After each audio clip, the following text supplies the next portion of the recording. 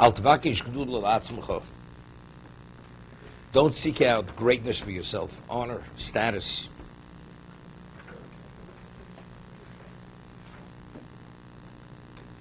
So, Rashi explains, lirdof achasrora, to pursue status. You should not pursue status, because if you notice, the Mishnah uses a number of terminologies. Do not literally tvakish desire or want, but Rashi is explaining what is the consequence of tvakish, lirdof achasrora, to pursue status. Then it says, Val tachmod, kavod, yosim ilimudecho. Tachmod, kavod. We're talking about, this is already chemda.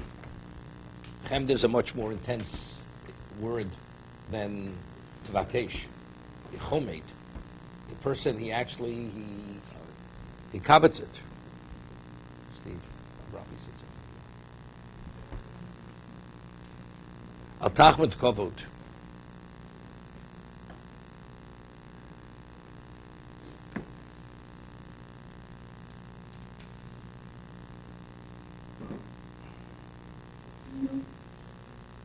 So Rashi says, Yosim ilumudecho, more than you've studied.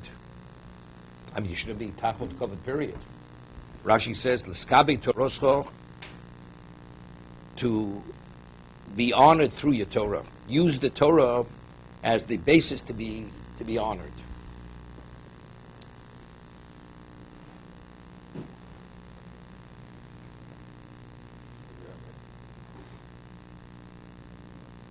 I mean, a person who covets honor, use anything to get ahead. Right? Whatever's going to get you ahead, including your Torah. But it says over Yosim ilumudecho. We had this Rashi difficult. We brought this up. Of course, if you do, it'll appear as if you're doing it shlo lishma. You're doing it shlo lishma.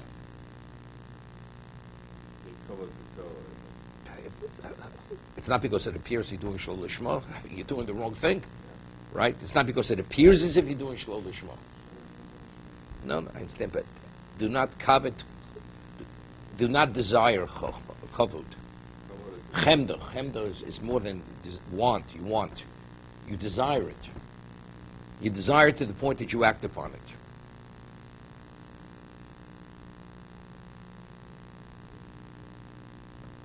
And what does it mean? Yosim ilumudecho. Al tachmod kavod yosim ilumudecho.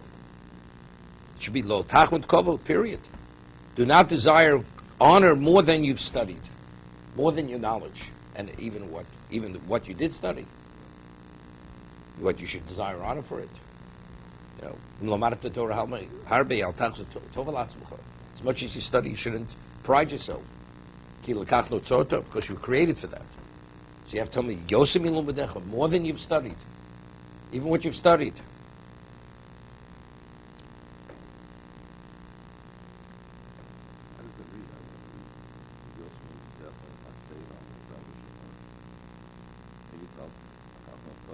Okay, Yosim L'Dechasei, okay? Three things. Al Tachmod Kavod, Yosim L'Dechasei. Now, how do you, Yosim, okay, so we discussed this also. Yosim, do more than you've studied. How do you do more than you've studied? You can't do more than you know, right? First, can answer the question, get another answer. You could. Unfortunately, many people answer those kind of answers.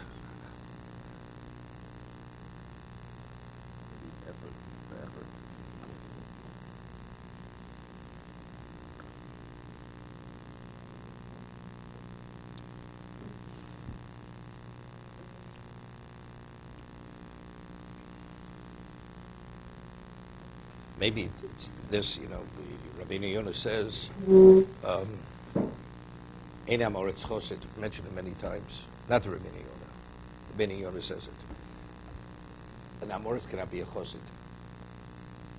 But what's the difference? Tzaddik? How could you be a tzaddik? If you know you're an ignoramus, how could you be a tzaddik? Tzaddik means you do things properly. So he explains that a tzaddik could be through instructions. I instruct you to do certain things at certain times. So you know nothing, but you're instructed how to behave in certain contexts. Chosid, to be inspired, that you already have to have an appreciation. You have to study to be inspired, to go that extra mile. But a tzaddik, you do give you a list. In this situation, this is the way you behave, and so on and so on. But you've never studied. So that's what I mean. I say, even more than you, the person, you know something, when I learn it, I'll do it. I'm not there yet. No, you know something's right to do, you do it, regardless if you studied it or you didn't study it. Many people, they know things. They see other way other people act in certain situations. So that's what you're supposed to do. But I hadn't studied yet. It's irrelevant what you studied. If it's right, you're supposed to do it. That's Yosef in Lubedecha's sake.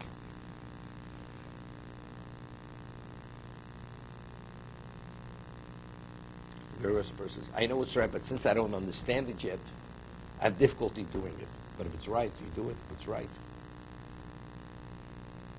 I just don't want to mimic it.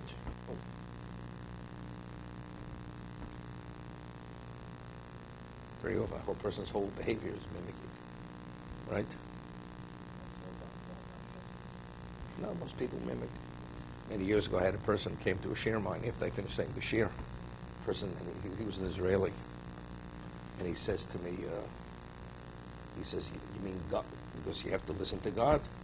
So he says, "You mean God wants us to be robots?" And he tells you, "This is the way you behave. You're a robot." And this person was an Israeli. He owned a fleet of taxis, and he prides himself. He owned so many medallions, with the calves. See, he's wearing these designer jeans with a shirt with a medallion with about 3 buttons open, and his hair is, goes to a certain hairdresser. And I say to him, I said, "What? You're not a robot." I said, "What are you dressed the way you're dressed? You're mimicking society. I mean, to be society's robot, that's okay. But to be God's robot, where everything you do is correct, that you have a problem."